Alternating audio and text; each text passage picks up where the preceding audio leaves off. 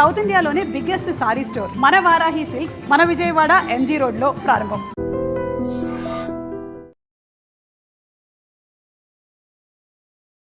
నేను ఈ ప్రపంచాన్ని 55 సంవత్సరాలు ఆర్టిస్ట్గా చూశాను.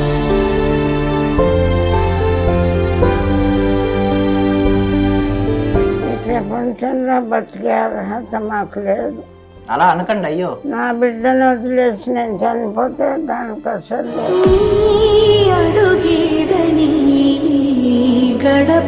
అదంతా అసలు లేదు. 55 సంవత్సరాలు ఆర్టిస్ట్గా బతికి ఇప్పుడు ఇలా ఆత్మహత్య తప్ప మరో దారి లేని విధంగా అయిపోయినా.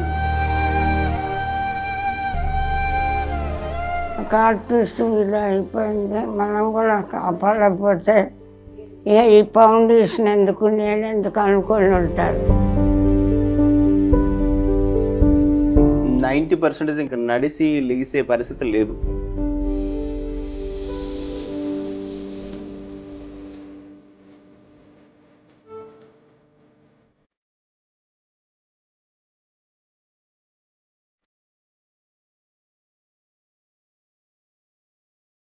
ఐ డ్రీమ్ వ్యూవర్స్ అందరికీ స్వాగతం, సుస్వాగతం. సో పావలా శ్యామల గారి జీవితం మనందరికీ తెలుసు. సుమారు 300కు పైగా సినిమాలు చేసిన ఆవిడ. నార్మల్లీ అందరూ ఏమనుకుంటారంటే సినిమా వాళ్ళ జీవితం రంగులమయం అనుకుంటారు, కానీ ఆవిడ జీవితం మొత్తం పాపం అంధకారమే మిగిలింది. ఈ టైంలో ఆవిడ ఇలా ఉండడం అంటే నేను బాధ ఏంటంటే ఇంతకు ముందు నుంచి ఆవిడ స్థితి కొంచెం దీన స్థితికి వెళ్ళడం మనందరికీ తెలుసు. అప్పుడు కొంతమంది పాపం సహాయం చేయడానికి ముందుకు వచ్చారు. ఆ టైంలో నేను కొన్ని కమెంట్స్ ఏం విన్నానంటే నెగిటివ్ కమెంట్స్ పెట్టే వాళ్ళకి చెప్తున్నాను అనమాట. వీళ్ళకి ఎంత ఇచ్చినా సరిపోవట్లేదు అని చెప్పి కొంతమంది మాట్లాడారు. బట్ వాళ్ళ గురించి ఏం తెలుసని అలా మాట్లాడారు నాకు అర్థం కాలేదు. మీరు మొన్న న్యూస్ చూస్తే వాళ్ళిద్దరూ అంటే తల్లి కూతురు కలిసి వాళ్ళ కూతురుతో కలిసి సూసైడ్ అటెంప్ట్ చేశారనమాట. అంటే అంత దీన స్థితికి వాళ్ళు అయితే వెళ్ళిపోయారు. కనీసం బ్రతకాలని కూడా అనిపించలేదు. 300కు పైగా సినిమాలు చేసి మనందరినీ ఆవిడ కామెడీతో ఎంతో అలరించిన ఆవిడ ఈరోజు ఇలాంటి స్థితిలో ఉండడం అంటే ఆవిడని మీరు చూస్తే నిజంగా హృదయం చలించిపోతుంది అనమాట. అండ్ పాపం వాళ్ళ అమ్మాయి అంటే చాలా మంది ఏమనుకుంటారంటే పాపం వాళ్ళ అమ్మాయి వయసులోనే ఉన్నారు కదా, ఏదన్నా వర్క్ చేసుకోవచ్చు అని అనుకుంటారు. బట్ ఆవిడ కనీసం నడవలేని స్థితిలో ఉన్నారు. ఆవిడకి సర్జరీలు అయినాయి, మల్టిపుల్ సర్జరీస్. ఇంకా కూడా ఆవిడ కాళ్ళకి సర్జరీ చేయాల్సిన స్థితికి వచ్చారనమాట. వీలైతే సహాయం చేయండి, కానీ ఇలాంటి నెగిటివ్ కమెంట్స్ దయచేసి పెట్టకండి. సో ఈ సూసైడ్ అటెంప్ట్ తర్వాత దైవం మానుష్య రూపేణ అన్నట్టుగా ఆర్కే ఫౌండేషన్ నుంచి డాక్టర్ రామకృష్ణ గారు పావలా శ్యామల గారిని అండ్ ఆవిడ కూతుర్ని కలిపి తీసుకొచ్చి మేము చూసుకుంటాం అని వారికైతే ఒక భరోసా, ఒక మనోధైర్యాన్ని అయితే ఇచ్చారనమాట. పావలా శ్యామల గారి పరిస్థితి చూస్తే మనకే చాలా దయనీయమైన స్థితిలో ఉన్నారు. మనకే హృదయం చలించిపోతుంది. మీరు ఒకవేళ నిజమైన సినిమా ప్రేమికులు అయితే ఎంతసేపు ఆ స్టార్ హీరోల కోసం లక్షలు ఆల్రెడీ కోటీశ్వరులు, అపర కోటీశ్వరులు అయిన వాళ్ళ కోసం మీరు 100,000 ఖర్చు పెట్టడం కాదు. నిజంగా ఒకవేళ సినిమా ప్రేమికులు అయితే ఎవరికైతే అవసరం ఉందో వాళ్ళకి ఇవ్వండి మీ డబ్బులు. అప్పుడు మీరు నిజమైన సినిమా ప్రేమికులు అనిపించుకుంటారు. మాట్లాడితే #TFI బానిస ఇలాంటివన్నీ ఈ సొల్లు డైలాగులు చెప్పుకోవడం తప్ప నిజమైన ప్రేమ అనేది కాదు. మీరు ఒకవేళ కళారంగాన్ని ప్రేమిస్తే అవసరం ఉన్న వాళ్ళకి సహాయం చేయండి, అంతే తప్ప ఏదో నెగిటివ్ కమెంట్లు పెట్టడం. మీకు తెలియనప్పుడు తెలుసుకోండి. పూర్తిగా తెలియకుండా ఎవరిని పడితే వాళ్ళని తిట్టకండి. మీరు తిట్టే తిట్లు తీసుకునే పరిస్థితుల్లో కూడా వారు లేరనమాట. సో పావలా శ్యామల గారు చాలా ఆవిడతో మాట్లాడదాం ఒకసారి. అమ్మ ఎలా ఉన్నారు ఇప్పుడు? ఎలా ఉంది మీ ఆరోగ్యం? ఎలా ఉంది?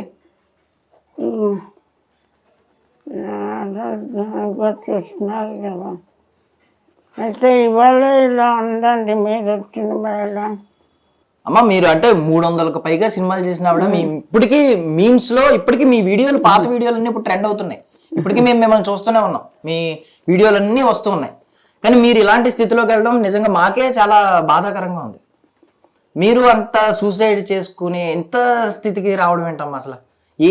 ఏమైందంటే మీకు ఇప్పుడు మీకు మనోధైర్యం ఏం కరువైంది అసలు? ఇంతమందిని ఆలోచించిన మీకు మనోధైర్యం ఎందుకు కరువైంది?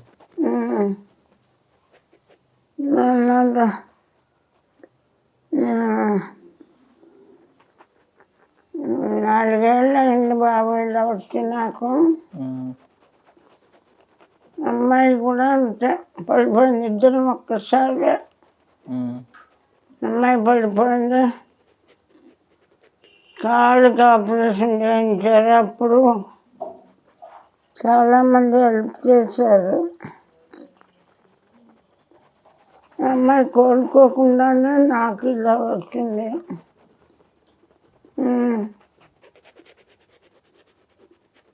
కాకపోతే అంటే నాకు ఇంత దానిలో కూడా నాకు అనిపించింది ఏంటంటే ఐ మీన్ నా కూతురు ఏమైపోద్దో అంటున్నారు మీరు మీరు ఈ వయసులో కూడా నా కూతురు ఏమైపోద్దో అనే బాధ. అంటే తల్లికి ఎంత ఉంటది వాళ్ళ పిల్లల మీద. అంటే మీరు నడవలేని స్థితిలో ఉన్నారు, మీరు మీ హెల్త్ ఏంటో మీకే తెలియని స్థితిలో మీరు ఉన్నారు, మీకు హార్ట్ లో హోల్స్ ఉన్నాయి. ఇలాంటి స్టేజ్ లో కూడా మీరు మీ కూతురు గురించి ఆలోచిస్తున్నారు. మొన్న ఇంటర్వ్యూ చూశాను నేను, మొట్టమొదటి మాట మీ కూతురు గురించి మాట్లాడుతున్నారు. నా కూతురు ఏమైపోద్దో అని భయం వేస్తుంది, నేను పోతే నా కూతురు ఏమైపోద్దో అని.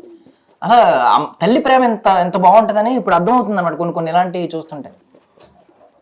మీ కూతురు ఖచ్చితంగా నయమవుతుంది, ఖచ్చితంగా నయమవుతుంది, మీరైతే టెన్షన్ పడకండి. అండ్ నిజంగా మీరు మమ్మల్ని చాలా అలరించారమ్మా. మీరు నవ్వుతూ ఉండాలి, మీరు తిరిగి కోలుకోవాలని కూడా కోరుకుంటున్నాం. ఒకవేళ కోలుకుని మళ్ళీ సినిమాల్లోకి రావాలని ఉందా మీకు? ఏదో ఒక చిన్న క్యారెక్టర్ అయినా సినిమాల్లో చెయ్యాలి. మీరు ఇందాక చాలా బాగా మాట్లాడారు బాబు. మీరు ఫస్ట్ మాట్లాడింది చాలా బాగుంది. మీరేం బాగా మాట్లాడారు, నేనేం మాట్లాడగలను ఇంకా. మీకు మళ్ళీ సినిమాల్లోకి రావాలని ఉందమ్మా? చిన్నగా అయినా ఒక చిన్న క్యారెక్టర్ అయినా చేయాలని ఉందా కోలుకుని? ఆశ లేదు బాబు, నాకు అలాంటి ఆశ లేదు. 55 సంవత్సరాలు ఆర్టిస్ట్గా బతికి ఇప్పుడు ఇలా ఆత్మహత్య తప్ప మరో దారి లేని విధంగా అయిపోయినా. అయ్యో మీరు అలా అనకూడదమ్మా. ఇప్పుడు చిరంజీవి గారు ఇంకా సినిమాల్లో హీరో కింద చేస్తున్నారు, ఆయనకి 70 సంవత్సరాలు దాటిని. మీరు అలా అంటే అలాగా మీరు మళ్ళీ సినిమాల్లోకి రావాలి, మళ్ళీ చేయాలని మేము కోరుకుంటున్నాం, కోలుకోవాలని కోరుకుంటున్నాం మేము. ఈ జన్మ కాదేమో, ఈ జన్మలో లేదు ఇంకా ఛాన్స్. మీ అమ్మాయి గురించి మీరు చాలా ఆవేదన చెందుతున్నారు. అసలు అంటే ఏం కోరుకుంటున్నారు మీ అమ్మాయి జీవితంలో? ఉన్న ఆశలు ఏంటి? మీ మీద ఎలాగో మీకు ఆశలు లేవు పెద్దగా. నేను ఈ ప్రపంచాన్ని 55 సంవత్సరాలు ఆర్టిస్ట్గా చూసా. ఇప్పుడు ఓల్డేజ్ హోమ్లో ఉంటూ దీనస్థితిలో ఉంటూ చూసా 25 ఏళ్ళ నుంచి. ఈ ప్రపంచంలో బతికే అర్హత మాకు లేదు. అలా అనకండి అయ్యో. నా బిడ్డను వదిలేసి నేను చనిపోతే దానికి అసలు లేదు, నన్నే చూడలేదు.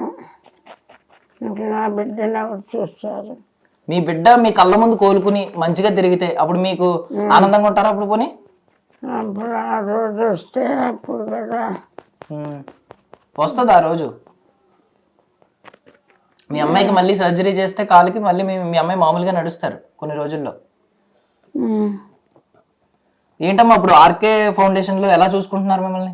ఆయన మాట ఇచ్చారు నేను చూసుకుంటా ఇక నుంచి అని చెప్పి. రామకృష్ణ గారు ఇంకో ఇక్కడే ఉన్నారు, ఎలా చూసుకుంటున్నారు ఏంటి?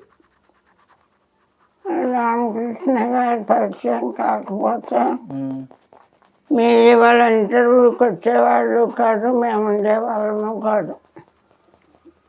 మేముంటే కదా మీరు ఇంటర్వ్యూకి వస్తారు, నేనుంటే కదమ్మా ఆయన. నేను ఉన్నానంటే రామకృష్ణ గారు దయ ఇదంతా. మీకు మగపిల్లలు లేరు కదమ్మా? లేదమ్మా. రామకృష్ణ గారు ఇప్పుడు మీ ఒకవేళ కొడుకు పుడితే ఎలాగే ఉండేవాడు అని అనుకుంటున్నారా?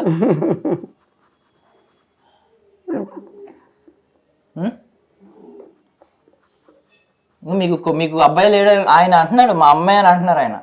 ఆయన కూడా ఆయన తల్లిని కోల్పోయారు, మీలో ఆయన తల్లిని చూసుకుంటున్నారు ఆయన. అప్పుడు నేను కూడా కోల్పోతున్నాను కూడా. అయ్యో అలా అనకండి అయ్యో. వద్దు, తల్లిగా చూసుకోవద్దు నాయన. వాళ్ళ అమ్మ ప్లేస్లోకి నేను కూడా వెళ్ళిపోతాను. వద్దమ్మా అలా అనకండి అయ్యో. వాళ్ళ దయతో మమ్మల్ని నేను జారిపడా. ఒక ఆర్టిస్ట్ ఇలా అయిపోయింది, మనం కూడా కాపాడకపోతే ఈ ఫౌండేషన్ ఎందుకు నేను ఎందుకు అనుకొని ఉంటారు. శ్యామల గారు మంచి ఆర్టిస్ట్గా పేరు తెచ్చుకున్నారు. తల్లి కూతురు నిస్సహాయ స్థితిలో బతకలేమనుకొని చచ్చిపోవాలనుకుంటున్నారు. వాళ్ళని బ్రతికించకమా, వాళ్ళని అలా వదిలేస్తే ఇంకా నేను ఫౌండేషన్ పెట్టుకునే లాభం. ఇలాంటి వాళ్ళని కాపాడటానికి కదా నేను ఫౌండేషన్ పెట్టుకుంది అని అనుకుని నన్ను నా బిడ్డను కాపాడాలని నేను అనుకుంటున్నాను ఆ పరిస్థితులు. అదే మీరు ఇంకా వాళ్ళని అడిగి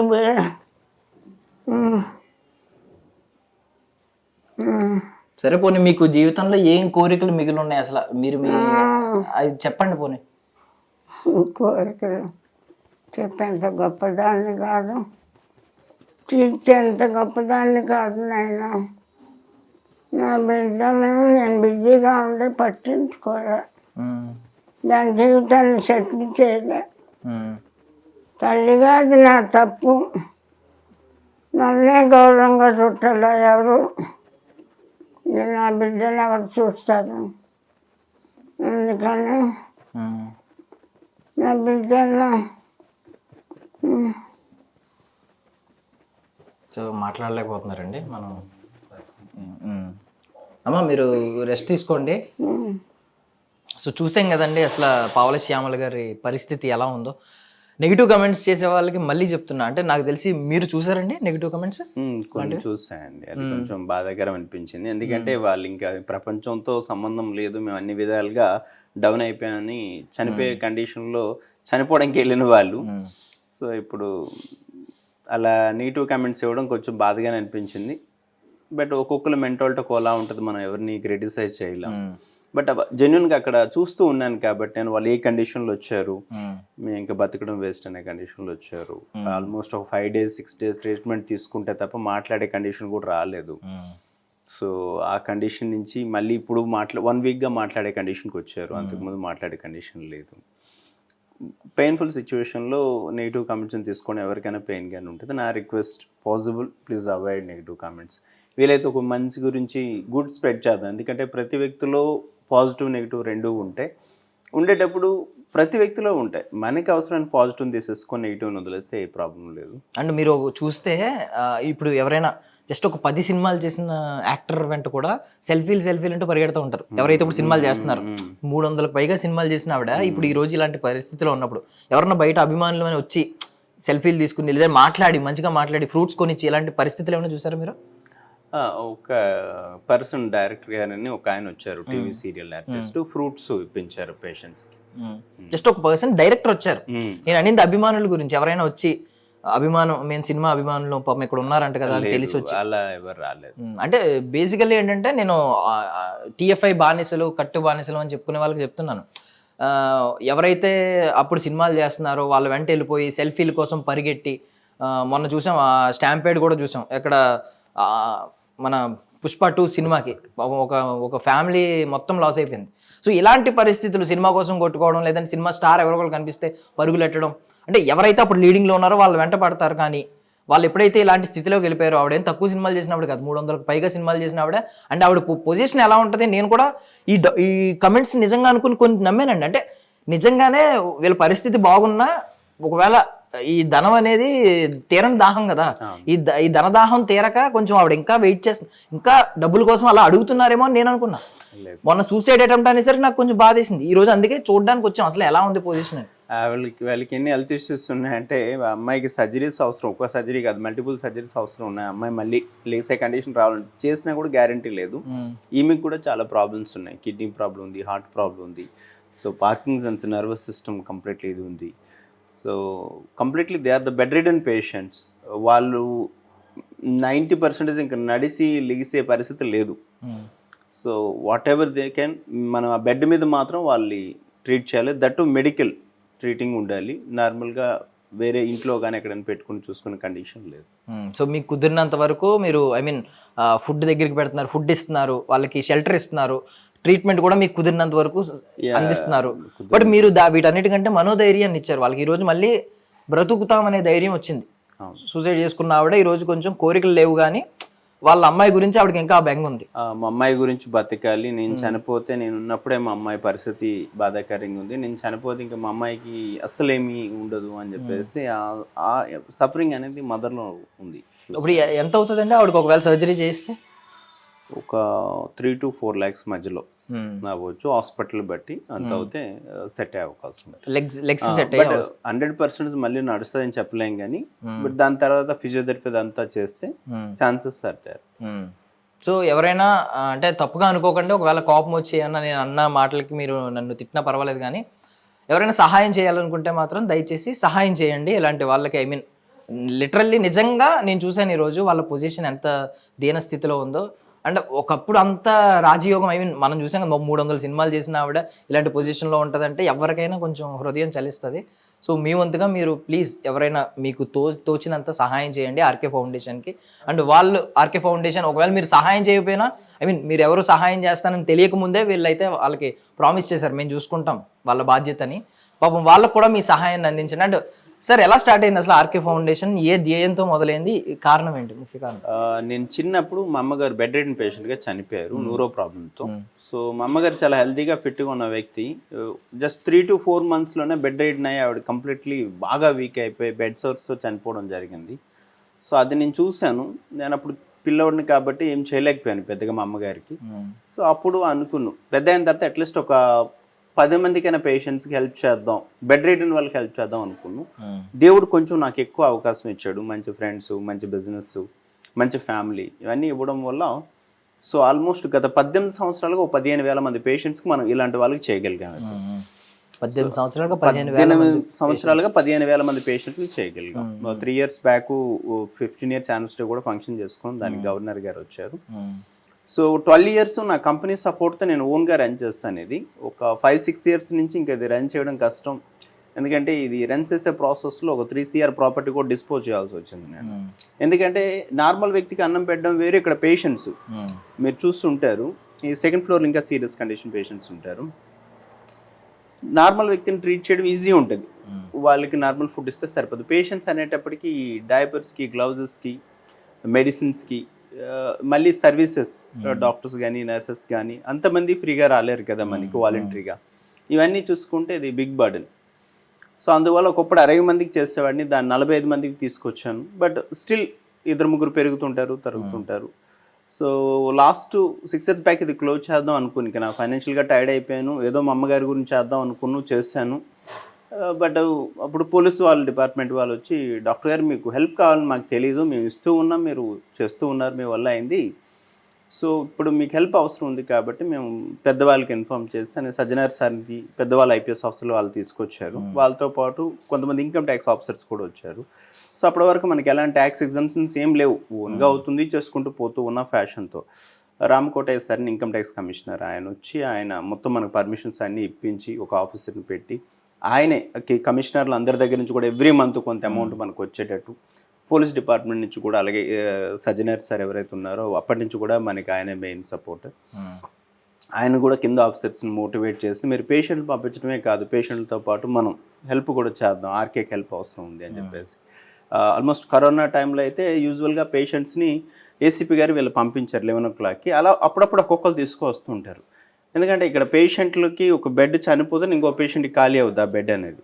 కానీ కరోనా టైంలో జీపుల్లో తీసుకొచ్చేవాళ్ళు, దగ్గర రోజుకి 10 మంది, 12 మంది, 15 మంది అలా. ఇక్కడ దించేలోపు కూడా చనిపోయేవాళ్ళు SPOT. అప్పుడు కంప్లీట్లీ హెవీగా ఉండే కరోనా. సో కొంతమందిని మనం సేవ్ చేయగలిగాం. అప్పుడు సజ్జనార్ గారు ఆల్మోస్ట్ 1కి 2కి కూడా కాల్ చేసేవాళ్ళు, డాక్టర్ గారు ఎలా ఉన్నారు, ఏంటి, మీకు ఏం కావాలి, నేను పంపిస్తానని చెప్పేసి. సో ఇవేవైతే చైర్స్ ఉన్నాయో ఇవే మాకు ICU బెడ్స్, ఎందుకంటే పైన అంతా కూడా ఫుల్ అయిపోయింది. So whatever we can, so we are there to support. But ఇప్పుడు వీళ్ళకి స్టిల్ ఏదైతే హెల్ప్ అవసరం అవుతుంది ఈ ఫౌండేషన్కి, అది ఒక 60 to 70% రీచ్ అవ్వగలుగుతాను. మిగిలింది ఒక 30-40% డెఫిసిట్ అవుతూ ఉంది. అది ఛాలెంజింగ్ ఉంది. దానివల్ల మేము ఇలాంటి సర్వీస్ చేయడానికి మనుషులు తక్కువ మంది దొరుకుతారు బెడ్ రిడెన్ పేషెంట్ చేయడానికి.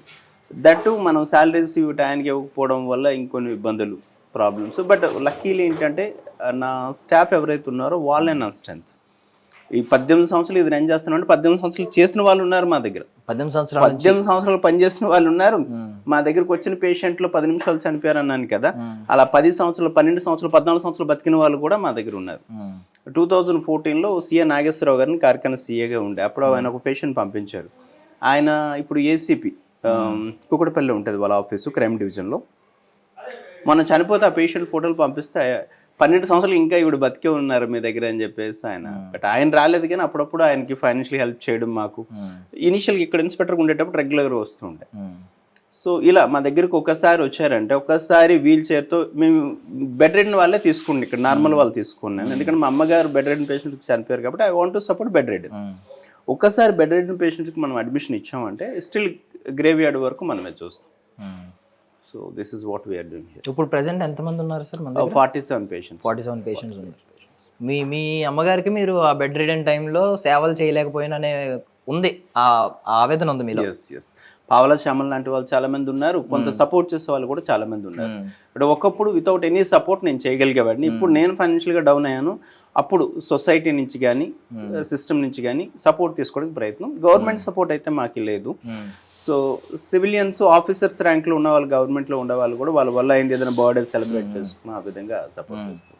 అంటే ఒకవేళ నిజంగా మీరు మీ మదర్కి ఆ టైంలో సేవలు అందించి మీరు మీ మదర్ అన్నీ చూసి వెళ్ళినా ఆవిడంత ఈ రోజు అంత హ్యాపీగా ఉంటారు. నాకు తెలిసి పైనుంచి చూస్తే ఇంతమందిని మీరు చూడడం, ఇంతమందిలో మీ మదర్ని చూసుకోవడం, నిజంగా మీ మదర్ పైన చాలా హ్యాపీగా ఉంటారు.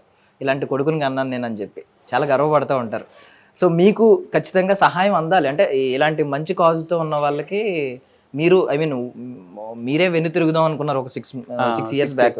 బట్ దేవుడు కూడా ఏదో రకంగా ఒక డోర్ ఓపెన్ చేసి ఇప్పుడు కూడా ఒకవేళ దైవం మానుష్య రూపేనా అని ఈయన ప్రూవ్ చేసుకున్నారు. సో మన వంతుగా మనం కూడా మీకు తోచినంత మీరు ఎవరైనా సహాయం చేయాలనుకుంటే, ఎంతో కొంత సహాయం చేయాలనుకుంటే దయచేసి ఒకసారి మీరైనా విజిట్ చేయండి, ఆర్కే ఫౌండేషన్కి విజిట్ చేయండి, చూడండి, మీకు తోచినంత సహాయం చేయండి. ఎయిదర్ డబ్బులు ఇవ్వండి, లేదంటే ఫ్రూట్స్ కొనివ్వండి, లేదంటే వాళ్ళకి మెడిసిన్కి ఎంత అవుతుందో తెలుసుకోండి. అంటే అట్లీస్ట్ 1 dayకి ప్రతి పేషెంట్కి లెక్క చొప్పున ఎంత మెడిసిన్ అవుతుంది, లేదంటే ఫుడ్కి ఎంత అవుతుంది తెలుసుకుని అట్లీస్ట్ మీ బర్త్డేస్కి కానీ లేకపోతే ఏదన్నా అకేషన్కి కానీ, లేదా మంచి పని చేయడానికి అకేషన్ అవసరం లేదు. సో ఏదో ఒక రకంగా మీరైతే మీ సహాయాన్ని అందించి దైవం మానుష్య రూపేనా అని మనలో కూడా దేవుడు ఉన్నాడు, మనలో కూడా మానవత్వం ఇంకా బ్రతికే ఉంది అని నిరూపించుకోండి. సో ఇన్స్టాగ్రామ్, ఫేస్బుక్, ఈ సోషల్ మీడియా మొత్తం రకరకాల క్రింజ్ వీడియోలు, చెత్త వీడియోలు చూస్తూ ఉన్నాం.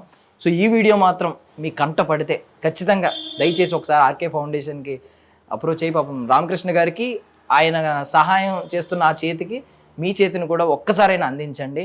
ఇది నేను రిక్వెస్ట్ చేస్తూ అడుగుతున్నాను అనమాట. థ్యాంక్ యూ సో మచ్ మీరు అందరూ వాచ్ చేసినందుకు. థ్యాంక్ యూ సో మచ్ అండి. మీ సేవా గుణం ఇంకా ముందుకు వెళ్ళాలని, మీరు దయచేసి ఈ ఆర్కే ఫౌండేషన్ ఇంకా ఎక్కువ మందికి సహాయం కల్పించాలని వారి ఎండింగ్ ఏదైనా ఒక లైన్ ఉంటుందండి. అంటే స్టార్టింగ్ ఎంత బాగుందనేది కాదు, ఎండింగ్ ఎంత బాగుందనేది ముఖ్యమని. ఈవెన్ సినిమాలో కూడా మనకి క్లైమాక్స్ నచ్చకపోతే సినిమా బాగాలేదని చెప్తాం. టాక్ స్టార్టింగ్ హీరో ఎలివేషన్ ఎలా ఉన్నా, హీరో ఇంట్రడక్షన్ ఎలా ఉన్నా అవసరం లేదు, క్లైమాక్స్ సాటిస్ఫాక్షన్ ఇవ్వాలి.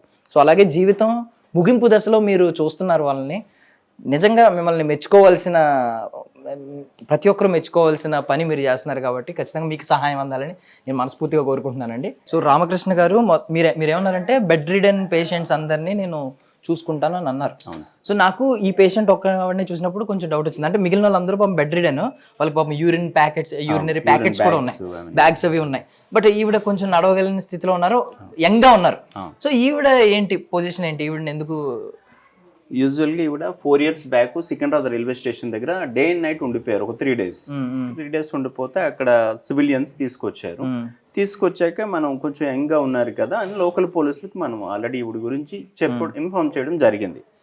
అప్పటి నుంచి కూడా ఈవిడ గురించి ఈవిడ ఏంటంటే ఏం మాట్లాడుతుందో ఆమెకే తెలియట్లేదు. గుజరాత్ అంటారు, మళ్ళీ ఎక్కడో కరీంనగర్ అంటారు, డిఫరెంట్ పోలీస్ ఆఫీసర్స్ వచ్చి చాలాసార్లు ఆవిడతో కౌన్సిలింగ్ చేసి మాట్లాడి చూసారు. ఎందుకంటే మిగిలిన వాళ్ళు బెడ్ రిడెన్ వాళ్ళు వెళ్ళే పరిస్థితి లేదు, వెళ్ళలేరు కాబట్టి. ఈవిడ కొంచెం ఏజ్లో ఉన్నారు కాబట్టి వాళ్ళ ఫ్యామిలీని ఎవరైనా గుర్తుపట్టి వెళ్ళిపోగలిగితే సో ఈమెకి హెల్ప్ అవుద్ది, వాళ్ళకి హెల్ప్ అవుద్ది. సో ఒక్కసారి ఈవిడ గురించి సో మేబీ ఆవిడ పాస్ట్ మనకు తెలియదు కానీ ఏదో ఆ ట్రామా వల్ల ఏదో డిస్టర్బ్ అయ్యారు మెంటల్లీ, దానివల్ల సరిగ్గా చెప్పలేకపోతున్నారు ఆవిడ ఏంటని. True, that is. సో అంత్యక్రియల వరకు చూసుకుంటాను ముగింపు దశలో ఆయన అన్నారు. మాట వరుస కన్నా మాట కాదు. ఇదిగోండి ఇక్కడ ఫ్రీజర్ ఉందన్నమాట. సార్ ఏంటి ఫ్రీజర్, ఎందుకు అసలు వీళ్ళకి ఫ్రీజర్? మన దగ్గరకు వచ్చే వాళ్ళు పేషెంట్స్ని ఎవరైతే పోలీసులు తీసుకొస్తారో వాళ్ళు ఖచ్చితంగా మనమే క్రిమేషన్ చేయాల్సి ఉంటుంది. కానీ కొంతమంది ఉంటారు, అంటే మన దగ్గర ఉన్న పేషెంట్స్లో 50% వాళ్ళ పేరెంట్స్ ఉన్న వాళ్ళే. అందులో ఒక ఆయన అయితే రాజమౌళి అని చెప్పేసి ఒకప్పుడు బాగా బతికిన వ్యక్తి, 2 కొడుకులు కూడా ఉన్నారు ఆయనకి. ఒక 2 కోట్ల ఆస్తి 2 కొడుకులకి ఇచ్చేసిన తర్వాత వాళ్ళు చూడడానికి రాక చాలా సంవత్సరాలు అయింది.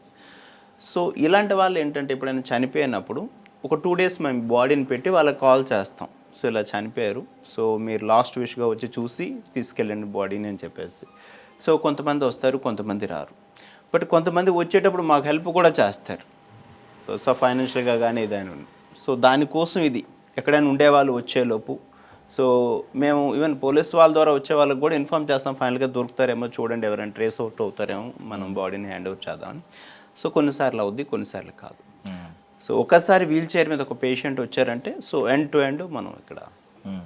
ఇప్పుడు పావుల శ్యామల గారికి ఎవరైనా సినీ బికాజ్ ఆవిడ 300 పైగా సినిమాలు చేశారు కాబట్టి సినీ ఇండస్ట్రీ నుంచి ఎవరైనా ఇక్కడికి వచ్చి ఒకసారి ఆవిడ కండిషన్ చూసి ఎంతో కొంత సహాయం చేస్తే బాగుండు అని మీకు ఏమైనా అనిపించిందా? కరెక్ట్. ఎందుకంటే ఖచ్చితంగా దే ఆర్ డిజర్వ్. చాలా బాగా బతికిన వ్యక్తి, ఒకప్పుడు చాలా సినిమాలు చేస్తున్న వ్యక్తి. సో వాళ్ళు ఏంటంటే ఇక్కడికి వచ్చిన తర్వాత వాళ్ళకి అర్థమైంది ఏంటంటే మేమే కాదు ఇక్కడ చాలామంది పేషెంట్స్ ఉన్నారు అని. ఇంతకుముందు వాళ్ళు ఉన్న సెంటర్లో డబ్బులు కట్టాల్సి వచ్చేదంట వాళ్ళకి. జనరల్గా ఇది అలాగే అనుకుంటారు, ఇనిషియల్గా అడగరు, తర్వాత అడుగుతారేమో అనుకుంటారంట. బట్ వాళ్ళు వచ్చిన 10 డేస్కి వాళ్ళు రియలైజ్ అయింది ఏంటంటే మేమే కాదు మాలాంటి వాళ్ళు ఇంకా చాలామంది ఉన్నారు. సో మేము మీకు భారం కాకూడదు, మా వల్ల అయినా ఎవరైనా వచ్చేదాన్ని ఇస్తే అది మాకు హెల్ప్ అవుద్ది, అట్ ద సేమ్ టైం ఫౌండేషన్కి హెల్ప్ అవుద్ది అని చెప్పేసి వాళ్ళు చెప్పడం జరిగింది. కానీ బట్ ఇంతవరకు నాకైతే ఎవరి నుంచి కాల్స్ రాలేదు. థ్యాంక్ యూ రామకృష్ణ గారు. Thank you.